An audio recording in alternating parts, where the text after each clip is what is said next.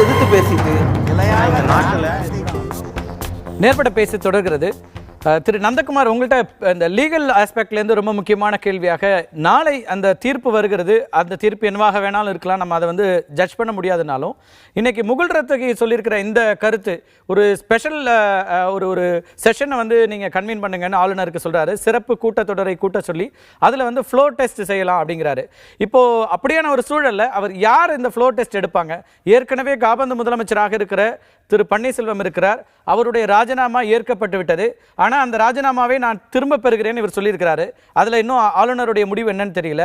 இன்னொரு பக்கம் தனக்கு முழுமையாக ஆதரவு இருக்குது, 127 சட்டமன்ற உறுப்பினருடைய ஆதரவு இருக்குது என்று கடிதத்தை சசிகலா கொடுத்திருக்கிறார்.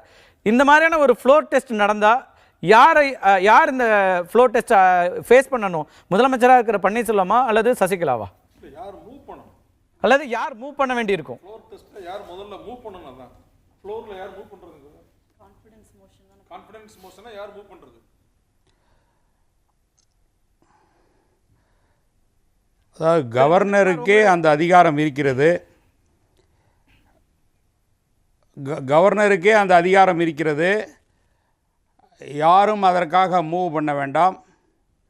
கவர்னர் நினைத்தால் அனைத்து சட்டமன்ற உறுப்பினர்களையும் ஃப்ளோருக்கு வந்து அசெம்பிளியில் மெஜாரிட்டியை வாக்கெடுப்பு மூலமாகவோ அல்லது அவர்கள் தனிப்பட்ட கருத்தின் பேரில் மெஜாரிட்டியை உறுதி செய்யலாம். ஏற்கனவே உச்சநீதிமன்ற ஆர்டரின் பேரில் உத்தரப்பிரதேசத்திலும் ஜார்க்கண்டிலும் குறிப்பிட்ட தேதியில் ஃப்ளோர் டெஸ்ட் கண்டக்ட் செய்து அதற்கு உரிய நடவடிக்கைகள் எடுக்கப்பட்டது. அந்த சூழ்நிலையில் யாரும் பதவி பிரமாணம் எடுப்பதோ யாரும் அமைச்சர்களை கூட்டுவதோ எதுவும் தேவையில்லை. அதற்கு கவர்னருக்கு முழு அதிகாரமும் இருக்கிறது. அதே நேரத்தில் ஒருவர் ராஜினாமா கடிதத்தை கொடுத்து விட்டால் அதை கவர்னர் ஏற்றுக்கொண்டால் மறுபடியும் அவர் வேண்டுமானால் கவர்னரிடம் சென்று எனக்கு மெஜாரிட்டி இருக்கிறது, எனக்கு வாய்ப்பு கொடுங்கள் என்று கேட்கலாமே ஒழிய அந்த ராஜினாமாவை வாபஸ் பெறுவதற்கோ மற்ற அமைச்சர்கள் தொடர்ந்து செல்வதற்கோ சட்டத்தில் எந்த இடமும் இல்லை. இல்லை, இப்போ அவர் தன்னுடைய ராஜினாமாவை திரும்ப பெறுகிறேன் அப்படின்னு ஒரு கடிதம் கொடுத்திருக்காரு. இன்னும் ஆளுநருடைய இறுதி முடிவு வரல. அவர் இது ஒரு ஸ்பெஷல் சர்க்கம்டன்ஸாக பார்க்க வேண்டியிருக்கு. தான் மிரட்டப்பட்டதாக தன்னுடைய சுய விருப்பத்தோடு இந்த கடிதத்தை நான் கொடுக்கல அப்படின்னு சொல்கிறாரு. நடந்து கொண்டிருக்கின்ற அடுத்தடுத்த நிகழ்வுகளில் நீங்கள் திரு சண்முகநாதன் போய் அதே போன்ற ஒரு கருத்தை சொல்கிறார், சட்டமன்ற உறுப்பினர். இப்போ அவைத்தலைவராக இருந்த மதுசூதனனும் இவருடைய அணிக்கு வந்திருக்கிறார். ஒருவேளை மதுசூதனன் உள்ளிட்டவர்கள் எல்லாம் சேர்ந்து இப்படியான ஒரு நிர்பந்தம் தான் திரு பன்னீர்செல்வத்துக்கு கொடுக்கப்பட்டதுன்னா ஆளுநர் ஒருவேளை அதை ஏற்கிறதுக்கு வாய்ப்பு இருக்குமா? நிர்பந்தத்தில் யாரும் எந்த கடிதமும் கொடுப்பதை யாரும் ஏற்றுக்கொள்ள மாட்டார்கள். சப்போஸ் அவர் நிர்பந்தத்தில் கொடுத்தார், அன்று இரவே வேறொருவர் பெரும்பான்மையை நிரூபிக்க அவர் லெட்டரை கொடுத்து விட்டார், அதை கவர்னர் ஏற்றுக்கொண்டு விட்டார், அன்றே ஃப்ளோரில் மெஜாரிட்டி டெஸ்ட் எடுத்து அவரை ஆட்சி அமைக்க செய்து விட்டார்கள். அவர் நாளை மறுநாள் வந்து நான் ஒரு நிர்பந்தத்தில் கொடுத்து விட்டேன் என்று சொல்ல முடியாது. எனவே ஒன்று அவர் நிர்பந்தத்திலோ அவர் தன் சுயமாகவோ அவர் கடிதத்தை கொடுத்து அதை கவர்னர் ஏற்றுக்கொண்டு விட்டால் அது எந்த சூழ்நிலையிலும் அவர் மறுபடியும் திரும்ப பெறுவது என்பது எந்த அரசியல் சாசன சட்டத்திலோ எதிலுமே குறிப்பிடவில்லை. ஆனால் அவருக்கே அந்த உரிமை இருக்கிறது. அவர் கவர்னரிடம் சென்று எனக்கு மெஜாரிட்டி இருக்கிறது, நான் ஃப்ளோரில் அதை உறுதி செய்கிறேன், எனக்கு ஒரு சந்தர்ப்பம் கொடுங்கள் என்று கேட்டால் அந்த சந்தர்ப்பத்தை கவர்னர் தனது அதிகாரத்தை பயன்படுத்தி கொடுக்கலாம். ஆனா இப்ப இருக்கிற சூழல்ல திரு பன்னீர்செல்வம் அவர்களோடு இருக்கிற சட்டமன்ற உறுப்பினர்கள் வெளிப்படையா தெரிஞ்சது இவ்வளவுதான் இருக்கிறாங்க.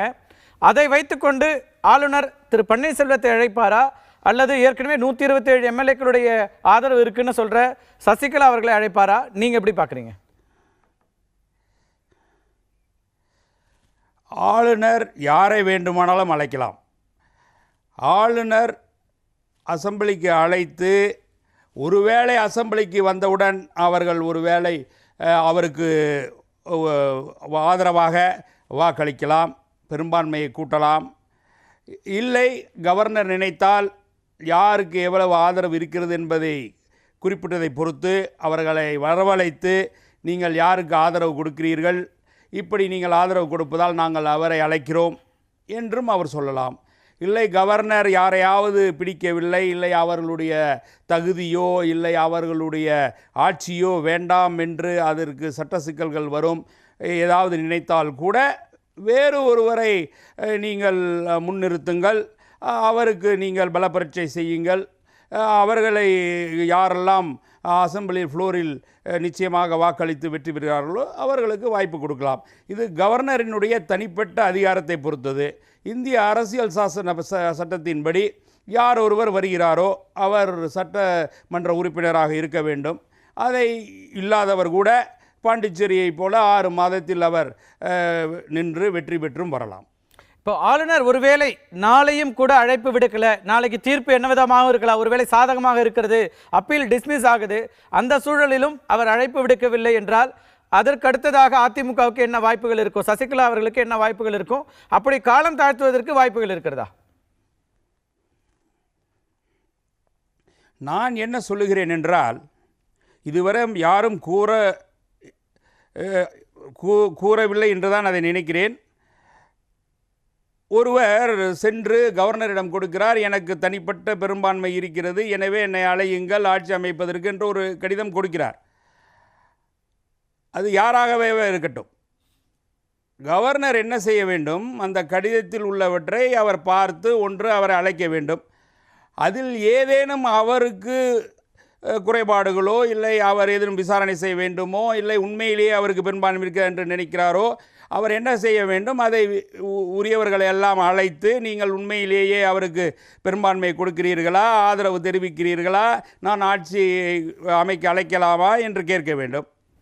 அப்படியும் இல்லாமல் ஒருவேளை இந்த நீதிமன்ற தீர்ப்பு வருவதனால் குறுகிய காலத்தில் ஒருவரை அமைக்க விட்டு ஏனேனும் குளறுபடிகள் வருமே என்று அவர் கருதினால் உடனே அவர் அதற்குண்டான ஒரு கடிதத்தை அவருக்கு கொடுக்க வேண்டும். அந்த கடிதத்தை அவர்கள் ஆட்சி அமைக்க கொடுத்தார்களோ அது மாதிரி அவர்கள் கொடுத்து அந்த கடிதத்தை அவர்கள் ஒன்று ஏற்றுக்கொள்ள வேண்டும், இல்லை இன்னொருவரை முன்னிறுத்த முயற்சி செய்ய வேண்டும். இல்லை, நீங்கள் ஏன் சட்டப்பிரகாரம் நீங்கள் செய்யக்கூடாது, நாங்கள் நீதிமன்றம் செல்கிறோம், நீதிமன்றம் சென்று கவர்னர் தனது செயலை ஆற்ற கடமையை தவறிவிட்டார் உரிய நேரத்தில், எனவே நீதிமன்றம் அறிவுறுத்தி ஜார்க்கண்ட் கேஸிலும் அதே நேரத்தில் யூபி கேஸிலும் அவர்கள் ஃப்ளோர் டெஸ்ட் செய்ய ஒரு தேதியை குறிப்பிட்டு அந்த தேதியில் அவர்களுக்கு ஒரு வாய்ப்பை கொடுத்து அதை பூர்த்தி செய்து அதை நிறைவேற்றி விட்டார்கள். இதில் பாதிக்கப்பட்டவர்கள் யார் என்றால் அனைத்து தமிழக மக்களும் தான். இந்த பாதிப்பை உரிய நேரத்தில் அது யாராக இருந்தாலும் சட்டப்பூர்வமாக நிறைவேற்ற வேண்டும். அதை நிறைவேற்ற யார் தவறினாலும் அந்த பாதிப்புக்கு உள்ளானவர்களை நிவர்த்தி செய்ய இயலாது.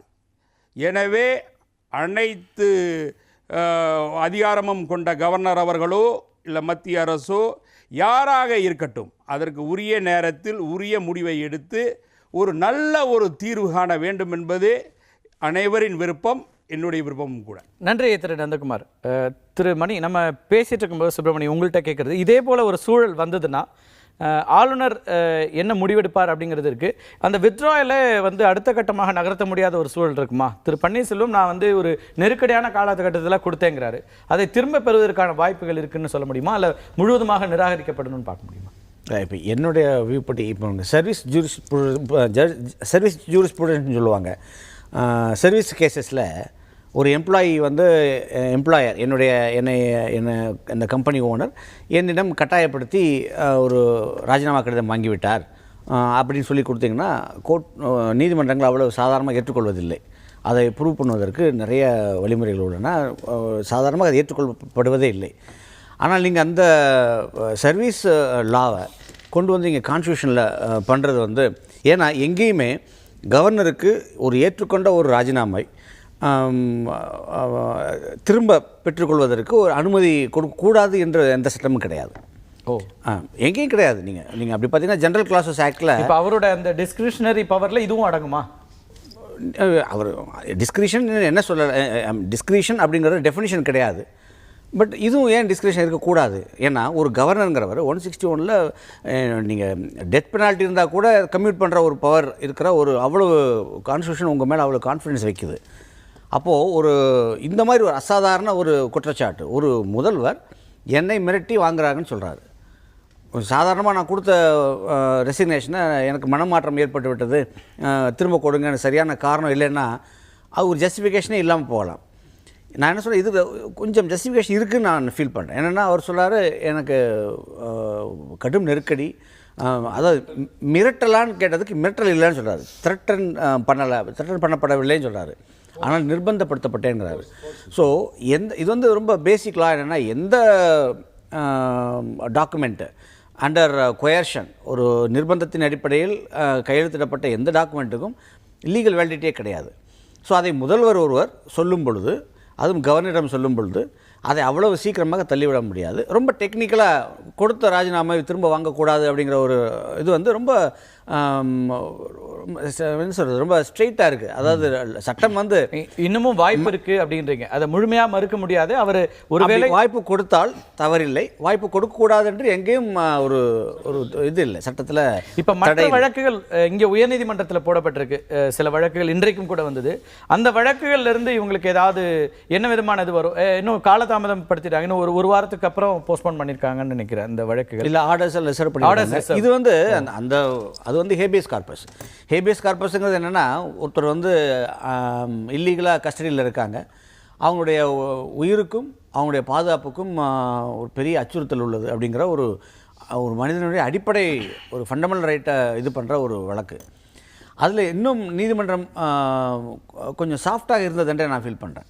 ஏன்னா 129 இவங்க சொல்கிறாங்க, ஆனால் நீதிமன்றத்தில் 119 தான் சொல்கிறாங்க. 119 பேரிடம் ஸ்டேட்மெண்ட் வாங்கியிருக்கோம், யாருக்கும் எந்த அச்சுறுத்தலும் இல்லை, நாங்களாகவே தங்கியிருக்கோம்னு சொல்கிறாங்க. இதில் அந்த ஹேபியஸ் கார்பஸில் நீதிமன்றம் மட்டும் கொஞ்சம் ஆக்டிவாக உத்தரவு போட வேண்டும் என்று நினைத்திருந்தால் ஒரு அட்வொகேட்ஸ் கமிஷனர் அமைச்சிருக்கலாம், இல்லை டிஜிபிக்கு ஒரு டைரக்ஷன் கொடுத்துருக்கலாம், நிறைய வாய்ப்பு இருந்தது. அப்படி ஏதாவது பண்ணியிருந்தால் என்னன்னா மேலும் இன்னும் பெரிய சிக்கலை உருவாக்கி இருக்கும். அது கொஞ்சம் அட்வென்ச்சரிசம் வேணும், அது இன்னைக்கு இல்லை. But anyway orders reserved. இதில் அங்கே என்ன சிக்கல் வருதுன்னா, நீங்கள் சொன்ன மாதிரியான ஒரு நிலை இருந்தால் ஒருவேளை தன்னிச்சையாக அவங்க தங்களுடைய கருத்துக்களை சொல்ல வாய்ப்பு இருந்திருக்கலாங்கிறது தான் வழக்கு போட்டவருடைய கருத்தாகவும் இருக்குது. ஏன்னா இப்போ நீங்கள் போய் ஆய்வு செய்தவர்கள் அல்லது ரிப்போர்ட் சப்மிட் பண்ணியிருக்கிறவங்க எல்லாருமே ஒரு மாவட்ட அளவில் இருக்கிற பொறுப்பில் இருக்கிறவங்க அல்லது இந்த அதிகாரத்தில் ஒரு மாவட்ட அளவு கூட கிடையாது. போனவங்களும் அடிஷனல் எஸ்பி, அப்புறம் தாசில்தார்ஸ், அதையும் கூட குறைவான பதவி. அவங்க என்ன மாதிரியான ஒரு நிர்பந்தத்திற்கும் ஆளாக வாய்ப்பு இருக்கிறது அப்படிங்கிறது வழக்கு போட்டவருடைய பார்வையாக இருக்குது. அது மாதிரி இருக்கும்போது அதுலேருந்து உண்மையை கொண்டு வர முடியுமா, அல்லது உண்மையாக பேசியிருப்பாங்களா, அந்த ரிப்போர்ட்டுடைய இதை பற்றிலாம் கேள்வி எழுப்புறாங்க. அது வந்து தெர் இஸ் எனிபடிஸ் கெஸ். நீங்கள் அங்கே நீங்கள் எல்லாரும் சொல்கிறது வந்து பத்திரிகையாளர் சந்திப்பே நடந்தது, நீங்கள் தான் பார்த்தீங்களே அப்படின்னு சொல்லி. அன்றைக்கி பத்திரிகையாளர் சந்திப்பு போயிட்டு வந்தவங்களாம் சொல்கிறது என்னென்னா, நான் போகலை, என்னென்னா அவங்க எல்லாரும் பெரிய போராட்டத்துக்கு அப்புறம் தான் உள்ளே நுழைஞ்சாங்க. உங்களுக்கு தெரியும், மறியெல்லாம் பண்ணி அன்றைக்கி ரொம்ப கலாட்டாவான, அதை டிஃப்யூஸ் பண்ணுறதுக்காக ஓகே நீங்களே உள்ளே வாங்க அப்படின்னு. ஆனால் உள்ளே போகும்பொழுது இரண்டு பக்கமும் சங்கிலி மாதிரி பிடித்து கொண்டு பவுன்சர்ஸ் நிற்கிறாங்க. யாரிடமும் பேச அனுமதிக்கவில்லை, யாரிடமும் ஃபோன் பண்ண அனுமதிக்கவில்லை, ஃபோட்டோ எடுக்க அனுமதிக்கவில்லை. அந்த ஒரு இடத்துக்கு கூட்டு போய் ஒரு எல்லோரும் நிற்க வச்சு ஒரு ப்ரெஸ் மீட்டு, ரொம்ப ஆர்கனைஸ்டு ப்ரெஸ் மீட்டு. அங்கே ஒரு நிருபர் ஷார்ப்பாக ஒரு கேள்வி கேட்டோன்னே பின்னாடி சத்தம் வருகிறது, யாருடா அது அப்படின்னு. ஸோ அது அந்த வந்து சாதாரண ப்ரெஸ் மீட்டே கிடையாது. அது வந்து இவ்வளோ நாள் உள்ளே என்ன நடக்குதுன்னே தெரியாமல் ஒரு மர்மம், இப்போது இந்தளவாது கிடைச்சதே அப்படிங்கிற ஒரு சந்தோஷம் தான் தவிர அது ஒரு ரெகுலர் ப்ரெஸ் மீட் கிடையாது. இது ஏன் இந்த மாதிரியான ஒரு அசாதாரண சூழலை கவர்னர் அனுமதிக்கிறாருங்கிற கேள்விக்கு தான் நம்ம திருப்பி இல்லை, அங்கே நான் வரேன். கவர்னர் தாமதப்படுத்துவதற்கு இது கூட ஒரு காரணமாக இருக்கலாம். ஏன்னா கவர்னருங்கிற ஒருத்தர் மீடியாவில் வர்ற செய்திகளும் அவருடைய சோர்ஸஸில் வந்த இன்ஃபர்மேஷனும் அதிகாரிகளை கூட்டு பேசியிருக்கிறார். இதெல்லாம் பார்க்கும் பொழுது அவருக்கு இன்ஃபர்மேஷன் போயிருக்கலாம். இது வந்து ரொம்ப ஃப்ரீ வில் கிடையாது. இங்கே வந்து சுதந்திரமாக தங்களுடைய கருத்துக்களை அவர் இந்த பக்கம் போகிறாங்க அந்த பக்கம் போகிறாங்கிறத பாயிண்ட் கிடையாது. எங்கே இருக்காங்க அங்கே சசிகலா அவங்களே சொல்கிறாங்க, ஒரு பெண் எம்எல்ஏ வந்து என் பெண் குழந்தையை கடத்திடுவேன்னு மிரட்டுறாங்க அப்படின்னு. பெண் குழந்தையை கடத்துவேன்னு ஒரு மிரட்டல் வந்தால் அந்த தாய் பெண் குழந்தையோடு இருப்பாங்களா இல்லை இங்கே ரிசார்ட்டில் உட்காந்துருப்பாங்களா? ஸோ நீங்கள் யாருக்காவது ஒரு ஒரு ஒரு பெண் குழந்தை என்ன ஒரு குழந்தையின் ஒரு அந்த தாயின் மனது வந்து சொந்தக்காரங்க போய் சொல்லுங்கள் அவங்க பத்திரமா பார்த்துக்க சொல்லின்னு சொல்லி இவங்க சொல்கிறாங்க. இது வந்து கொஞ்சம் கூட நம்பத்தகுந்த ஒரு ஸ்டேட்மெண்ட்டே கிடையாது. ஸோ இந்த மாதிரி சந்தேகங்கள் எல்லாம் நீங்கள் உண்மையாக பொய்யாங்க இருக்கலாம் போல அவருடைய என்ன முடிவு வேணாலும் எடுக்கலாம், ஆனால் அவங்க சுதந்திரமாக எடுக்கிறதுக்கான வாய்ப்புகள் அங்கே ரொம்ப குறைவாக இருக்குது. அது வந்து சுதந்திரமாக இருப்பது மாதிரியான தோற்றமே கிடையாது. அதனால் ஒரு தயக்கம் அங்கே இருக்கலாம். ரெண்டாவது இது இந்த தயக்கம் நான் இப்படி எடுத்துக்கிறேன்.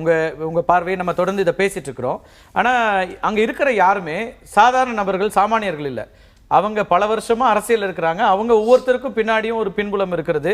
அப்படியான நபர்களையும் அப்படி அச்சுறுத்தி ஒரு இடத்துல உட்கார வச்சிருக்க முடியுமா? பவுன்சர்ஸ்லாம் வச்சு கூட அவங்களை அடக்கிட முடியுமா? இது சொல்கிறதுக்கு வருந்துறேன். பட் அதிமுகவில் முடியும். ஏன்னா நம்ம இன்னொன்றும் அது அதிமுக வந்து அவங்களோட ஒரு கல்ச்சர் மாதிரி ரொம்ப ஒரு காலுக்கு விழுறதும் உருள்றதும் நீங்கள் வேறு எந்த கட்சியிலும் எந்த மாநிலத்திலும் பார்க்க முடியாது. எனக்கு பதவி கொடுக்குறவங்க தெய்வம், அதனால் நான் காலுக்கு விழுகிறேன்னு இவங்க சொல்கிறது. பதவி கொடுக்குறவங்க கேரளாலேருந்து தான் இருக்காங்க. நீங்கள் அந்த மாதிரி ஒரு அடிமைத்தனம் கிடையாது. இந்த கட்சியில் அது மோசமான ஒரு கலாச்சாரம்.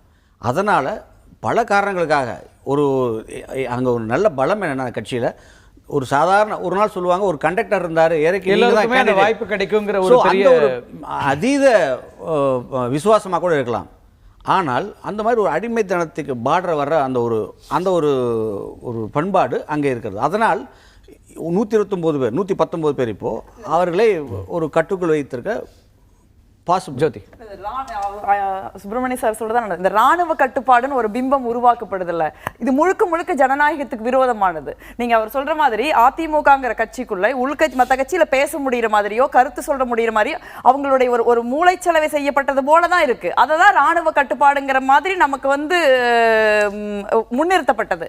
அதை வந்து தெரிந்தோ தெரியாமலோ தமிழக மக்களும் ஓரளவுக்கு ஏற்றுக்கொண்டார்கள் தான் நான் சொல்ல வேண்டியிருக்கு. இந்த ராணுவ கட்டுப்பாடுகள் எல்லாம் அந்த ராணுவ கட்டுப்பாட்டை வைத்திருக்கிற ஒருவர் இல்லை என்றால் இப்படித்தான் உடைந்து சிதறுங்கிறதுக்கு இது ஒரு இது அண்ணா திராவிட முன்னேற்ற ஜனநாயகபூர்வமா வந்து ஒரு கட்சி இயங்குச்சு அப்படின்னா அதில் விவாதங்கள் நடந்தது அப்படின்னா அதற்குரிய சாத்தியங்கள் இருந்ததுன்னா இன்னைக்கு இப்படி அடைச்சு வச்சிருக்க வேண்டியதில்லை. இது என்னன்னா இது அதிமுக பிரச்சனையே அல்ல.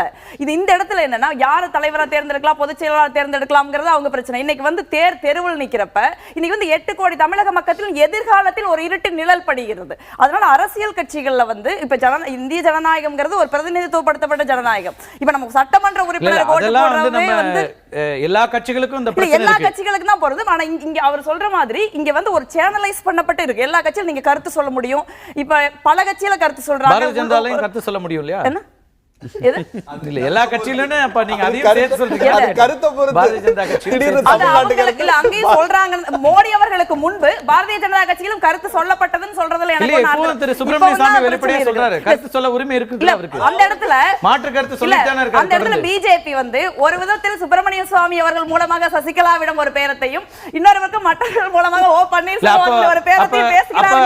அப்ப அது காங்கிரஸுக்கு பொருந்துகிறதா? திருநாவுக்கரசர் ஒரு பக்கம் பேரம் நடத்துகிறார், இளங்கோவன் ஒரு பக்கம் பேரம் நாங்க யாரோடும் பேரம் நடத்த முடியாது. 8 எம்எல்ஏ வச்சிருக்கீங்க. 8 எம்எல்ஏக்கள் தான் நாங்க ஆதரவு யாருக்கு? திராவிட முன்னேற்ற கழக கூட்டணியில தான் நாங்க தேர்தலை சந்திச்சிருக்கோம், தேர்தலை வின் பண்ணிருக்கோம். நாளைக்கு ஃப்ளோர் டெஸ்ட்னு வந்தா திராவிட முன்னேற்ற கழகத்தோட கலந்து பேசி ஒரு ஒட்டுமொத்த ஃப்ளோர் ஸ்ட்ராட்டஜி காங்கிரஸ் முடிவு பண்ணும். நாங்க அரசியலே இல்லையே. நாங்க நிறைய குற்றச்சாட்டுகள் வச்சிருக்கீங்க, பதில் சொல்ல வேண்டிய இடத்துல திரு அன்வர் ராஜா இருக்கார். 2-3 குற்றச்சாட்டு. ஒண்ணு வந்து அவங்க ஒரு தன்னிச்சையாக ஒரு சுதந்திரமாக இல்லாத ஒரு சூழல் அங்க இருக்குது சட்டமன்ற உறுப்பினர்களுக்கு அப்படிங்கிறதும், இன்னொன்று மக்களுடைய ஆதரவு இல்லை அப்படின்னு ஜோதி வந்து ஒரு இதை வைக்கிறாங்க. மக்களுடைய ஆதரவை பெற்று நீங்கள் ஆட்சிக்கு வர்றது தானே சரியா இருக்க முடியும், அதுதானே மக்களாட்சி தத்துவம், அதை ஏன் நீங்க ஏத்துக்கல அல்லது அதை புரிஞ்சுக்கலையா அப்படிங்கிற கேள்வி வருது.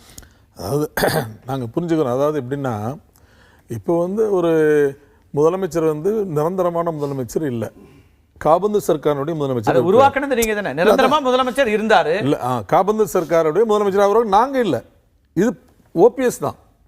ஓபிஎஸ் தானே முன்மொழிகிறார். ஓபிஎஸ் தான் முன்மொழிந்து முதலமைச்சராக தேர்வு செய்கிறார். மதுசூதனன் அதே தான் OPS முன்மொழி- அப்புறம் திரும்ப சொன்னாரு என்ன கட்டாயப்படுத்தி என்னுடைய முதலமைச்சர் பதவியில இருந்து விலக்கிட்டாங்க. எப்ப சொல்றாரு நீங்க அதை தான் பார்க்கணும். எப்ப சொல்றாரு அவர் கட்டாயப்படுத்தி கையெழுத்து வாங்கணுங்க அப்படின்னு சொன்னா கார்டன்ல இருந்து நேரா வந்து எம்எல்ஏக்கள் கூட்டத்தில் சின்னம்மாவை முதலமைச்சராக நான் முன்மொழிகிறேன் என்று சொல்லும் போதே அவர் அப்போதே சொல்லியிருக்கலாமே கட்டாயப்படுத்தி என்ற கையெழுத்து வாங்கிட்டாங்க நீங்களாம் இருக்கீங்க இல்லையா, நான் என்ன ராணுவ தப்பு பண்ணேன்? கட்டுப்பாட்டோடு இருக்கிற ஒரு கட்சி எப்படி எல்லாம் செயல்படும்னு திரு மணி இப்பதான் சொல்லிட்டு இல்ல, இருந்தாரு. அதைத்தான் அந்த சொல்றேன். கட்டுப்பாடு அப்ப அவருக்கு இருந்திருக்கும். நான் என்ன சொல்றேன் அந்த கட்டுப்பாடு அவருக்கு இருந்திருக்கு. அந்த கட்டுப்பாட்டோட அவர் முன்மொழிஞ்சாரு. முன்மொழிந்து அவர் வந்து இல்ல, அந்த முதலமைச்சராக கட்டுப்பாடுங்கிறது அவங்க மனசறிந்து அல்லது அவங்க மனது விரும்பி செய்யற விஷயம் இல்ல. தலைமை அல்லது அதிகாரம் என்ன சொல்லுதோ அதை செய்யற இடத்துல அவர் இருந்திருக்காரு அப்படிங்கறது சொல்றாரு. அதிகாரம் யார் இவரை பண்ண முடியும்? இவர் தானே முதலமைச்சர், இவர் தானே ராஜினாமா கட்சியோட பண்றாரு. பொதுச் செயலாளர் இல்ல, நீங்க தானே? இல்ல நான் என்ன சொல்றேன்னா இவர் தானே முன்மொழிகிறார். இவர் தான் முன்மொழிகிறாரு. சட்டமன்ற சரி, உறுப்பினர் இல்ல, சட்டமன்ற பன்னீர்செல்வத்தினுடைய சட்டமன்ற உறுப்பினர் குற்றச்சாட்டுகளை விட்டுருவோம். மக்களுடைய ஆதரவை பெற வேண்டுமா? மக்கள் வந்து ஒட்டுமொத்தமாக என்ன நினைக்கிறாங்கிறத கன்சிடர் பண்ணுமா வேண்டாமான்றதான் ஜோதி எழுப்புற கேள்வி. மக்கள் என்ன நினைக்கிறார்கள் என்பதை கன்சிடர் பண்ணணும். அது உண்மைதான். சோசியல் மீடியாக்களில் ஒரு தவறான எண்ணம் பரப்பப்பட்டு விட்டது, எல்லா இடங்களுக்கும் போய் சேர்ந்து விட்டது. அவர்கள் சொன்னது உண்மைதான். நான் என்னுடைய வாதம் என்னவென்றால் 1996ஆம் ஆண்டு அதிமுகவுக்கு மிகப்பெரிய சோதனையான நேரம். 96இல் திரு மூப்பனார் அவர்கள், திரு ரஜினிகாந்த் அவர்கள், திராவிட முன்னேற்ற கழகத்தினுடைய தலைவர் கலைஞர் அவர்கள் எல்லோருமாக சேர்ந்து அதிமுகவை தோற்கடிக்க வேண்டும் என்று தோற்கடித்து விட்டார். அதிமுகவிலும் நிறைய பேர் கட்சியை காட்டி கொடுத்து விட்டு ஓடிவிட்டார். 4 அணி 5 அணி இப்படிலாம் ஓடிவிட்டார். அதற்கு பிறகு ஒரு 96 அக்டோபரில் ஒரு உள்ளாட்சி மன்ற தேர்தல் வருகிறது. அந்த தேர்தலில் அம்மா அவர்களுடைய படத்தையே வால் போஸ்டில் பிரிண்ட் செய்யவில்லை. அவ்வளவு மோசமான நெருக்கடி எங்களுக்கு இருந்தது அந்த தேர்தலில். மக்களுடைய வெறுப்புக்கு அவ்வளவு ஆளானோம். அதற்கு பிறகு ஓராண்டுக்கு பிறகு இது நான் கண்டிப்பாக நிச்சயமாக மக்களுடைய நம்பிக்கையை பெறுவேன் என்று உறுதி எடுத்துக்கொண்டு அதற்கு பிறகு 98இல் வந்த நாடாளுமன்ற தேர்தலில் 30 இடங்களில் அதிமுக வெற்றி பெற்றது. இது ஒரு சோதனை. மக்கள் ஒரு புறம் வெறுத்தால் மறுபடியும் அந்த ஆதரவை தெரிவிக்கிறார்கள். நீங்கள் அதை சரியான ஆர்குமெண்ட் நீங்க சரியா சொல்றீங்க. கடந்த கால வரலாறு இருக்கிறது. நாங்கள் மக்கள் மனதை மாற்றி இருக்கிறோம். அந்த சூழல் மாறும். இருங்க, நான் என்ன சொல்லிடுறேன், ப்ளீஸ் எனக்கு கொஞ்சம் அனுமதி கொடுங்க. அந்த மாதிரி பண்றாங்க. இப்போ அதற்கு பிறகு கூட நான் இன்னொன்றை உங்களுக்கு தெரிவிக்கிறேன். 1980ஆம் ஆண்டு நாடாளுமன்ற தேர்தலில் திமுகவும் காங்கிரசும் கூட்டணி. புரட்சி தலைவர் எம்ஜிஆர் இருக்கிறார். அவரை போல் மக்கள் செல்வாக்கு உள்ளவர் யார் இருக்கிறார்கள்? அவர் 2 இடங்கள் தான் பிடிக்க முடிந்தது. 38 இடங்களில் அந்த கூட்டணி வென்றது. திமுக காங்கிரஸ் கூட்டணி வென்றது. ஆனால் அதற்கு அப்படி என்றால் மக்கள் செல்வாக்கை எம்ஜிஆர் இழந்து விட்டார் என்ற அர்த்தம் இல்லை. அதற்கு 6 மாதங்களுக்கு பிறகு நடைபெற்ற சட்டமன்ற தேர்தல் வெற்றி தோல்வி எல்லோரும் அதைத்தான் சொல்றேன். அந்த செல்வாக்கு எப்படி மாறுகிறது? ஒரு 6 மாதம் கழித்து அதே கூட்டணியை புரட்சி தலைவர் எம்ஜிஆர் வென்றார். இல்ல தேர்தல் நீங்க சொன்ன உதாரணம் 96 உதாரணம் மிகச்சரியாக பொருந்தக்கூடியதா இருக்கு. என்னோட கேள்வி அதுதான். நீங்க அதற்கான ஒரு கால அவகாசத்தை கொடுத்து அதற்கு பிறகு இவர் முதலமைச்சராக வரும்போது அந்த அக்செப்டன்ஸ் வந்திருக்கும்ல. அதைத்தான் நான் சொல்றேன். அதுக்கு தான் நான் சொல்றேன், முதலமைச்சராக பின்னால் 2 மாதத்திற்குள் தேர்தலை சந்தித்தானே தீர வேண்டும். ஆர்கே நகர் இருக்கிறது, ஆர்கே நகரில் இடைத்தேர்தல் வருகிறது. 6 மாதத்திற்குள் இவர்கள் ஒரு சட்டமன்ற உறுப்பினராக ஆகித்தானே தீர வேண்டும். ஒரு முதலமைச்சருக்கு அந்த வாய்ப்பை நீங்கள் ஏன் கொடுக்க மறுக்கிறீர்கள்? காமராஜர் அவர்களுக்கு தந்த வாய்ப்பு பெரிய நான் திரும்பவும் சொல்றேன். நீங்க எல்லாருமே அதிமுக வர்ற அத்தனை பேரும் சசிகலா அவர்கள் மீது இருக்கிற மரியாதை அல்லது விசுவாசம் அல்ல ஏதோ ஒன்று வச்சுக்கோங்க, அதற்காக இந்த தலைவர்களை எல்லாம் நம்ம வந்து சேர்த்து பேச வேண்டாம். அது ஏற்கக்கூடியதாக இருக்காது. ஆனா நான் இப்ப இதுக்குள்ள வர நேரம் ரொம்ப குறைவா இருக்கிறது. அந்த ஒரு நேரத்தை கொடுத்து இப்ப அவர் வந்து 2 மாதம் தான் இயங்கிட்டு இருக்காரு. இன்னும் கொஞ்ச காலம் நீங்க மக்களோடு சேர்ந்து பணி செய்து அவர்களுடைய விருப்பத்தின் பேர் வரும்போது இன்னும் கூடுதலான ஒரு வாய்ப்பு உருவாகிடலாமேன்றதான் ஜோதி அவருடைய. சரி, நீங்க சொல்றது கரெக்ட். இப்ப வந்து முதலமைச்சர் ஒருத்தரை தேர்ந்தெடுக்க வேண்டியிருக்கே. அது உருவானதே சரி சரி உருவானது நீங்க ஓபிஎஸ் ஆனது உருவானது அந்த ஆர்குமெண்ட் வச்சிருக்கீங்க. சொல்லுங்க. 2 நாட்களுக்கு பிறகு தான் அவர் ஞானோதயம் வருது. அதாவது ஓபிஎஸ் வந்து என்ன தவறு பண்ணார்? அவர் முறையா ஆட்சி பண்ணார். இவங்க பொதுச்செயலாளர் வந்தாங்க. ஒரு 6 மாசம் இவங்க பொதுச்செயலாளர் வெயிட் பண்ண வேண்டியதானே? ஓபிஎஸ் தொடர்ந்து பண்ண 1 வருஷம் 2 வருஷம் விட்டுக்கலாமே. இவங்களுக்கு என்ன பொதுச்செயலாளர் உடனே முதலமைச்சர் உடனே, அது எதுக்கு அவ்வளவு பேராசை? இப்ப உங்களுக்கு ஆசை இல்லையா? அப்ப நான் என்ன கேக்குறேன், தொடர்ந்து முதலமைச்சர் பதவி போனதுக்கு பிறகுதான் இவ்வளவு சொல்றீங்க. அப்ப உங்களுக்கு முதலமைச்சர் பதவி மேல ஆசை இருக்கா இல்லையா? முதலமைச்சர் பதவி மேல ஆசை இல்லைங்கிறத அவர் சொல்லிட்டாரு. இவங்க தான் இப்ப கட்டாயம் வேற யாரை முதலமைச்சர் ஆக்கிடுவீங்களா உங்க அணியின் சார்பாக? எங்க அணி சார்ல ஓபிஎஸ் தான் வருவாரு. ஓபிஎஸ் தான் ஃப்ளோர் டெஸ்ட் கவர்னர் வைப்பாரு. வச்சாருன்னா வராரு. இல்ல இப்ப அதுதான் கேட்கிறேன். இந்த பிரச்சனைகள் நம்ம வந்து அவங்களுக்கு பதவி ஆசை இருந்தது, முதலமைச்சராக ஆசைப்பட்டாங்க, உடனே ஆசைப்பட்டாங்கன்னா உங்களுக்கும் அந்த கேள்வி வருது இல்ல? 30 நாள் கூட ஆகலையே பொதுச்செயலாளர்னு ஆசைப்படுறாங்க.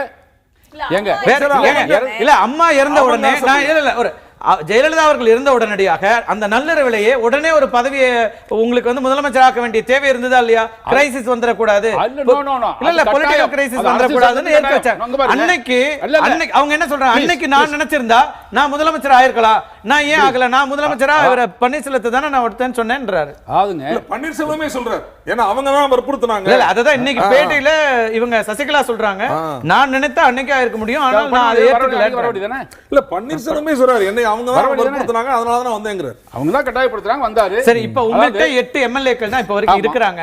என்ன நம்பிக்கையில ஆட்சியை தொடர முடியும்னு நினைக்கிறீங்க? அதாவதுங்க, இப்போ வந்து ஒரு சட்டமன்ற உறுப்பினர் அரசாங்க செலவு பண்ணி சென்னையில தங்கு விடுதி இருக்கு, நியாயமா அங்கதான் வந்து தங்கணும். ஒண்ணு அது நிறைய நம்ம பேசிட்டோம். இல்ல இல்ல இந்தியாவுல நீங்க ஒரு ஊராட்சி ஒன்றிய பெருந்தலைவர் தேர்தல் நடந்தா கூட 10 பேரை கூட்டிட்டு ஊட்டி கொடைக்கானல் கொண்டு தங்க வைக்கிறாங்க. அத நடக்குதுங்க, பூரா அந்த தவறு தான் இங்க நடக்குது. இல்ல அந்த தவறு தான் இங்க நடக்குது. இது அதாச்சு வச்சிருக்காங்க. காங்கிரஸ்லயும் நடக்குது, பிஜேபி எம்பிக்கு அதுதான் திரு சீனிவாசன் சொன்னாரு, எல்லா இடத்திலும் நடக்குதுன்றதுனால அந்த தவறை நம்ம முன்னுதாரணமா எடுக்க முடியுமா? இவர்களிடமிருந்து அவர்களை காப்பாற்றுவதற்காக ஏங்க உங்ககிட்ட எண்ணிக்கை இருக்கு, உங்ககிட்ட கட்சி இருக்குது, அவங்க வந்து இப்ப அவங்க கலகக்காரர்களா தான் தெரியுறாங்க, தனியா போயிருக்காங்கன்றீங்க. அவங்கள விட உங்கள்ட்ட கூடுதல் பலம் இருக்குன்னா உங்களை பார்த்து அவங்க பயப்படுவாங்களா, அவங்கள பார்த்து நீங்க பயப்படுவீங்களா? அப்ப யார் பலவீனமா இருக்காங்க? பெரும்பான்மையா பயப்படுறோம் அப்படின்னா பலவீனம் யார்கிட்ட இருக்கு? நாங்க என்ன சொன்னா, பெரும்பான்மையா நாங்கள் இருக்கிறோம், எங்களிடமிருந்து யாரையும் ஒரு பிடித்து இழுத்து விடக் கூடாது என்ற அச்சம் எங்களுக்கு இருக்கிறது. அதான் நாங்கள் பயப்படுறோம். அதான் பலவீனமா ஆயிடுதான்னு நான் கேள்வி கேட்கிறேன். சரி, அவர்களுக்கு வந்தால் சரி போனாலும் சரி, அத பத்தி ஒரு கவலை இல்லை. அவர்களுக்கு என்ன கவலை இருக்கிறது?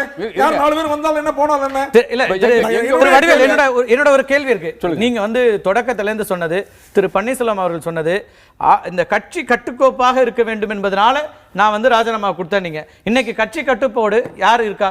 கட்டுக்கோப்போட இருக்கா? கட்சியோடைய பிளவை யார் உண்டாக்குறா? அல்லது அதற்கு இந்த மாதிரியான ஒரு சூழல் போறதை நீங்கள் விரும்புகிறீர்களா? இன்னைக்கு ரெண்டா நிக்குது அப்படியே. இவங்க ஜோதி உள்ளிட்டவர்கள் கூட சொல்றாங்க, மற்ற கட்சியெல்லாம் சொல்றாங்க, யாரோ வந்து இதை பயன்படுத்த பாக்குறாங்க அப்படின்னு சொல்லி, அதற்காக நீங்க பயன்படுறீங்களா அப்படிங்கிற கேள்வி இருக்கு. அதாவது யாருடைய இதுக்கு நாங்க எடுப்பார் கைப்பிள்ளை இல்லை. அதாவது சசிகலானால தான் இந்த கட்சி கெட்டு போகுது. இதான் உண்மையான நிலைமை. இது வந்து ஒண்ணு வேண்டாம், இவங்க பேசுறாங்க 119 இதெல்லாம் வந்து முந்தா நாளுக்கு அப்புறமா வர்றதுனால தான் இந்த பிரச்சனையே. ராஜினாமா பண்ணிட்டு மக்களை போய் சேர்த்துக்கிட்டோம், அல்லது ஒவ்வொருத்தரும் ஒண்ணு வேண்டாம். நாகப்பட்டினத்துல நீங்க தயாரா இருக்கீங்களா? நீங்க வந்து மக்களை சந்திக்க தயாரா இருக்கீங்களா? மக்களை சந்திக்க தயார். உங்களுடைய நாடாளுமன்ற உறுப்பினர்கள், உங்க கூட இருக்கிற நாடாளுமன்ற உறுப்பினர்கள் மக்களை சந்திக்க தயாரா இருக்கீங்களா? அனைவரும் சந்திக்க தயார், மக்களை சந்திக்க தயார். இன்னும் சொல்ல போனா அப்ப ஒரு தேர்தலை தான் விரும்புகிறதா திரு பன்னீர்செல்வம்? நாகப்பட்டினத்துல ஒரு எம்எல்ஏ இருக்கார், அவர் இந்த கட்சி தான் ஒரு தமிம் அன்சாரி இன்னைக்கு வந்து அதை பத்தி ஒரு வாக்கெடுப்பு நடத்துகிறார், ஒரு பெட்டி வச்சிருக்கார், யார முதலமைச்சர் ஆதரவு பெட்டி வச்சிருக்கார். அது மாதிரி போய் வைக்க சொல்லுங்க, சட்டமன்ற உறுப்பினர் அவங்க தொகுதியில் வைக்க சொல்லுங்க.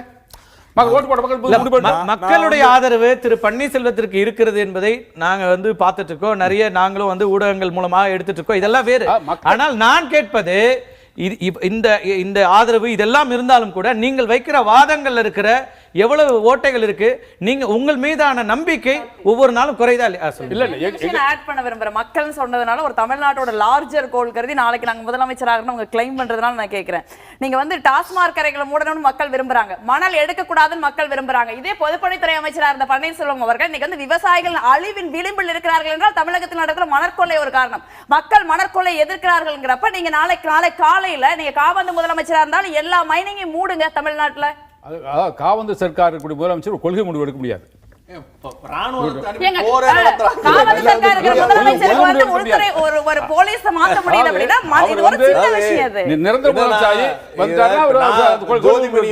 நாங்களோ இல்ல மணி அவர்களோ வந்து பார்வையாளர்களா தான் இந்த நிகழ்வுல இருக்கோம்.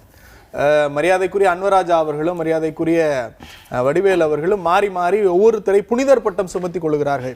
என்னுடைய நிறைவான கருத்தாகவே இதை நான் முடித்துக் கொள்ள விரும்புகிறேன். இன்றைக்கு வந்திருக்கிற ஒரு பிரபல தமிழ் நாளிதழுடைய நடுப்பக்க கட்டுரை ஆசிரியர் சமஸ் அவர்கள் எழுதியிருக்கிற அந்த வார்த்தையை மட்டும் சொல்லி என்னுடைய கருத்தாகவே விடைபெற ஆசைப்படுகிறேன்.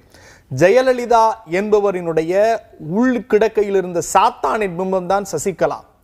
அந்த சாத்தானின் பிம்ப சசிகலாவை மக்கள் ஏற்றுக்கொள்ள மறுக்கிறார்கள். அந்த சாத்தானின் பிம்பத்திற்கு ஏவல் பேயாய் இருந்தது ஓ பன்னீர்செல்வம். 2001 ஒரு விஸ்வரூப வெற்றி எடுக்கிறார். பொதுப்பணித்துறை, நிதித்துறை எல்லாத்திலும் கட்சி ஆட்சியிலும் மிகப்பெரிய இடத்தில் வந்தாலும் பணப்புழக்கத்தில் மிக முக்கியமாக அதிமுகவிற்கும் அதிமுக தலைமைக்கும் ஊழல் மூட்டையை சுமந்தவர் அவர்தான். இன்றைக்கு அவருக்கு பின்னால் இருக்கிற சேகர் ரெட்டியை மத்திய அரசு கையில் வைத்துக் கொண்டு பன்னீர்செல்வத்தையும் ஆட்டுகிறது, ஆட்சியையும் கலைக்க பார்க்கிறது. இந்த விடயத்தில் பாஜகவினுடைய கருத்தை நான் புறந்தள்ள மாட்டேன், அதை ஏற்றுக்கொள்ளுகிறேன். இதை போலவே கடைசியாக ஒரு முடிக்கிற ஒரே வரிதான், ரெண்டுமே பெரிய கொள்ளிதான். சசிகலாவும் பெரிய கொள்ளி, பன்னீர்செல்வமும் பெரிய கொள்ளி. தமிழ்நாட்டை கொளுத்த காத்திருக்கிறார்கள். மக்கள் விரும்புகிற பன்னீர்செல்வம் என்கிற கொள்ளியைத்தான் நீங்கள் ஆட்சி நடத்துங்கள், உங்களுக்கு ஆதரவு தர தயாராக இருக்கிறோம் என்று சட்டமன்றத்திலேயே துரைமுருகன் அவர்கள் சொன்னார். நிச்சயமாக தெரியாதா? ஒரே ஒரு விடயம், எதிர்க்கட்சியினுடைய துணைத் தலைவராக நிச்சயம் நான் சொல்லுகிறேன், மக்களால் தேர்ந்தெடுத்திருக்கிறார்கள். அவர்கள் அயோக்கியர்களாக இருந்தாலும் மக்கள் வாக்களித்திருக்கிறார்கள். அந்த கடமையை மக்களால் தேர்ந்தெடுக்கப்பட்ட சட்டமன்ற உறுப்பினர்களால் தேர்வாகி இருக்கிறவர் சசிகலா. சட்ட ரீதியாக அப்ப அவரை முதலமைச்சர் ஆக்கணும்னு சொல்லணும்ல, நீங்க ஏன் சொல்ல மாட்டேங்கிறீங்க? ஒரு விடயம், நாங்கள் எங்களுடைய பணியை ஆளுநரினுடைய கையில் இருக்கிற ஒரு வேலையை திராவிட முன்னேற்ற கழகத்தினுடைய தலைமை செய்ய முடியாது. ஆளுநர் இதை செய்ய வேண்டும், ஒரு நல்ல மக்கள் ஜனநாயக ஆட்சி வேண்டும் என்பதை இன்றளவும் எங்கள் செயல் தலைவர் தளபதி புறவழியில் வந்து ஆளுநரை இயக்குகிறது பாரதிய ஜனதா கட்சின்னு ஒரு குற்றச்சாட்டை ஜோதிமணி வைக்கிறாங்க. நீங்க அதை ஏற்கிறீங்களா? நிச்சயமாக. அருணாச்சல பிரதேசத்தையும் உத்தரகாண்டையும் நான் ஒரு பெரியாரிய பார்வையிலே அதைத்தான் பார்க்கிறேன். பெரியாரிய பார்வையில பார்க்கிற அந்த பார்வையில நான் கேட்கிறேன், திரு வீரமணி வைக்கிற பார்வைக்கும் உங்களுடைய பார்வைக்கும் முற்றாக வேறாக இருக்கிறது. நிச்சயமாக ஒரே ஒரு விஷயம்,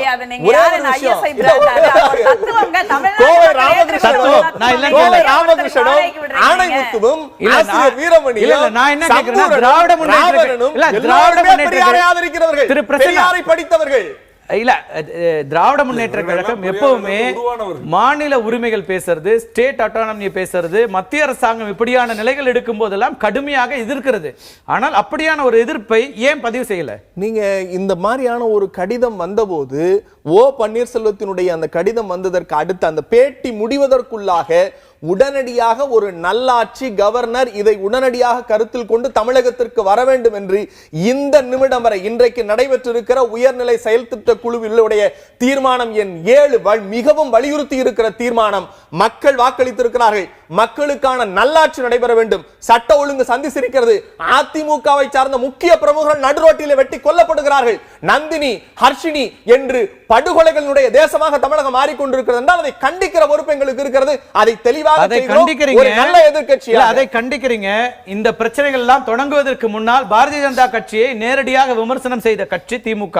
இந்த பிரச்சனைகள் தொடங்குவதற்கு முன்னால் இப்ப அப்படியான நேரடியான ஒரு விமர்சனம் எங்க வந்திருக்கு? பாரதிய ஜனதா கட்சி இப்படி முயற்சிக்குதுன்னு மத்த எல்லா கட்சிகளும் இடதுசாரிகள் வைக்கிறாங்க. திராவிடர் கழக திரு வீரமணி சொல்றாரு, அதே போல காங்கிரஸ்ல இருந்து சொல்றாங்க, எல்லோரும் சொல்கிறார்கள். திமுக சொல்லவில்லை. ஒரே ஒரு விடயம் தான். இவங்க என்ன சொல்றாங்க? திமுகவும் பாரதிய ஜனதா கட்சியும் சேர்ந்துதான் திரு பன்னீர்செல்வத்தை இயக்குகிறார்கள். ஒரே ஒரு விஷயம், கருத்து சொல்வது என் கருத்து அவங்க கருத்தா இருந்தா நான் வேற அவங்க வேற இருக்க மாட்டோம். ஆக எல்லா கட்சிகளுக்கும் ஒவ்வொரு கருத்து. இந்த கருத்துல எல்லாம் முன்னாடி நின்ன கட்சி திமுக.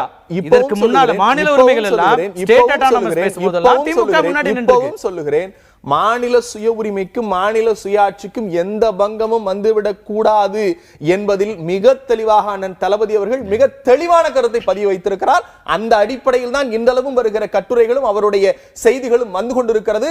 இன்றைக்கும் நான் சொல்லுகிறேன், திராவிட முன்னேற்ற கழகத்தினுடைய கடைமட்ட தொண்டனாக மாநில சுயாட்சி உரிமைகளுக்கு பங்கம் வந்தால் திராவிட முன்னேற்ற கழகத்தினுடைய செயல் தலைவரிலிருந்து கடைமட்ட தொண்டன் வரை தெருவிலே வந்து நிற்போம். நன்றி. இறுதியாக திரு ஸ்ரீனிவாசன், நிறைய கேட்டிருப்பீங்க ஜோதிமணி அவர்களுடைய குற்றச்சாட்டுகள்ல இருந்து பல விஷயங்கள்ல திரு அன்வர் ராஜாவும் சேர்ந்தும் கூட மீண்டும் பாரதிய ஜனதா கட்சி புறவாசல் வழியாக வந்து ஆளுநரை இயக்கி இங்கே வந்து ஒரு பிளவை உண்டாக்குகிறது அப்படிங்கிற கருத்துல தான் வந்து நிற்கிறாங்க. உங்களுடைய இறுதி பார்வை சுருக்கமாக. என்னுடைய இறுதி பார்வையாக சில கருத்துக்களை முன்வைக்க விரும்புகிறேன். அவர் பிரசன்னா சொல்றப்ப ஒரு பெரியாரிய பார்வைன்னு சொன்னார். தேர்தல் அரசியலே ஏற்றுக்கொள்ளாதவர் பெரியார்.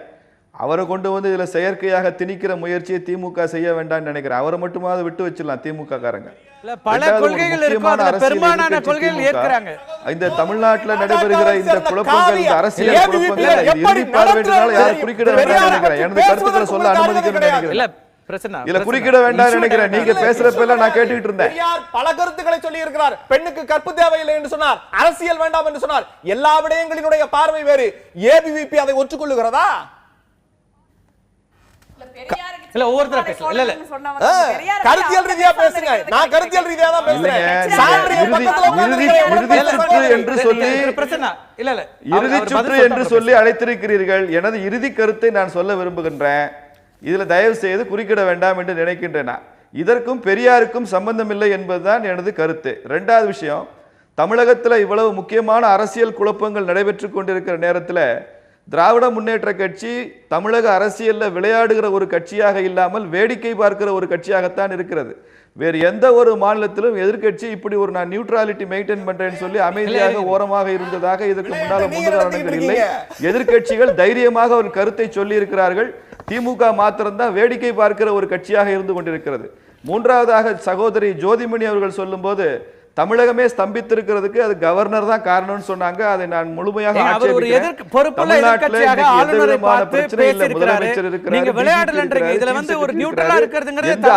இலாக்காக்களும் மாற்றப்படவில்லை. அவர்கள் சுதந்திரமாக செயல்படுவதற்கு யாருமே தடை இல்லை. அதனால அரசாங்கம் ஸ்தம்பித்திருக்கிறது என்பது உண்மை என்று சொன்னால் கூட அதற்கு காரணம் அதிமுக தானே தவிர இதற்கு கவர்னரை பொறுப்பாக்குவது சரியில்லை என்று நினைக்கின்றேன். ரெண்டே விஷயம் மாத்திரம் கவர்னர் என்ன செய்யலாம் என்று எனது மனதில் படுற கருத்துக்களை சொல்லுகிறேன். கவர்னருக்கு அரசியல் சாசன சட்டத்தின்படி எங்கேயுமே கால அவகாசம் என்பது வரையறை செய்யப்படவில்லை. அதனால அரசாங்கம் எப்படி சுதந்திரமாக செயல்பட வேண்டுமோ அதுபோல கவர்னரும் சுதந்திரமாக செயல்பட வேண்டும். அவர் மேல ரொம்ப அழுத்தம் கொடுக்க கூடாது. அந்த பொறுப்பு எல்லா கட்சிகளுக்கும் இருக்கிறது என்கிற வேண்டுகோளை நான் இந்த அரங்கத்தின் மூலமாக சொல்லிக் கொள்கின்றேன். கடைசியாக ஒரு கருத்து, இப்போ யாருக்கு வாய்ப்பு கொடுக்க வேண்டும் என்று சொன்னால் இந்திய அரசியல் வரலாற்றில் ரெண்டு முக்கியமான சீஃப் மினிஸ்டர் போஸ்டுக்கு இருக்கிறாங்க. ஒருத்தர் மக்களால் தேர்ந்தெடுக்கப்பட்ட மக்கள் பிரதிநிதி பன்னீர்செல்வம் அவர்கள், இன்னொருவர் இதுவரை தேர்தலிலே போட்டியிட்டு எம்எல்ஏவாக கூட ஆகாத சசிகலா அம்மையார் அவர்கள். இந்த இரண்டு பேரையும் சம அளவில் கவர்னர் வைத்து பார்க்க கூடாது என்று நாங்கள் கருதுகின்றோம். வாய்ப்பு கொடுக்கப்பட்டால் ஒரு வாய்ப்பை கொடுத்து அதுல பன்னீர்செல்வம் வெற்றி பெற்றால் முதல்வராக தொடர்வார். அதுல அவர் தோல்வியடைந்து விட்டால் சசிகலா அம்மையார் முதல்வராக வரக்கூடிய வாய்ப்பை கொடுக்க வேண்டும் கவர்னர் என்பதுதான் எனது கருத்தாக நான் இங்கே பதிவு செய்ய விரும்புகின்றேன். இதுல கவர்னருக்கு எந்த விதமான அழுத்தம் கொடுக்க கூடாது என்பதுதான் எங்களது. இல்ல திரு ஸ்ரீனிவாசன், ஆளுநரை பொறுத்த வரைக்கும் சட்ட ரீதியா தான் பார்க்கணுமே தவிர தார்மீக ரீதியா பார்க்கறதுல கட்சிகள் பார்க்கலாம். ஆளுநர் எப்படி தார்மீகத்தை பார்க்க முடியும்னு நினைக்கிறீங்க?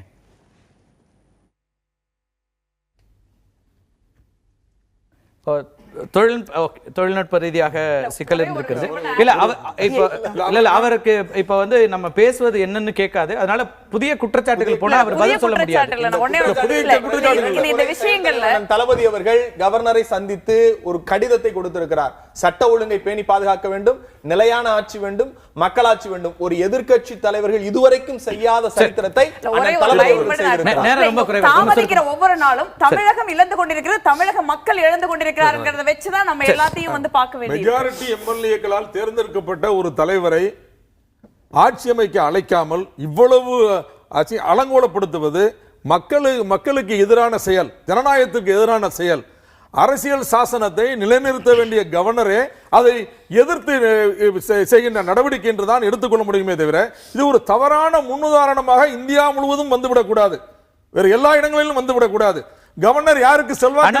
இவ்வளவு தூரம் நீங்களும் உங்களுடைய கட்சியினுடைய தலைவர்களும் தொடர்ந்து ஆளுநரையும் பாரதிய ஜனதா கட்சியும் நேரடியாக விமர்சிக்கிறீங்க. ஆனா உங்களுடைய பொதுச் செயலாளர் இன்றைக்கு கூட அந்த கேள்வியை எழுப்பும் போது ஆளுநர் காலதாமதம் செய்கிறாரானா அவசரப்பட்டு நாம ஏன் கருத்து சொல்லணும்ன்றாங்க. என்ன தயக்கம்? நாங்க தான் சொல்றோமே, ஆளுநர் தானே கூப்பிடணும். பிரைம் மினிஸ்டர் சொன்னா தான் ஆளுநர் கூப்பிடுவாரு. பிரைம் மினிஸ்டர் சொல்ல மாட்டாரு, எப்படி சொல்லுவாரு?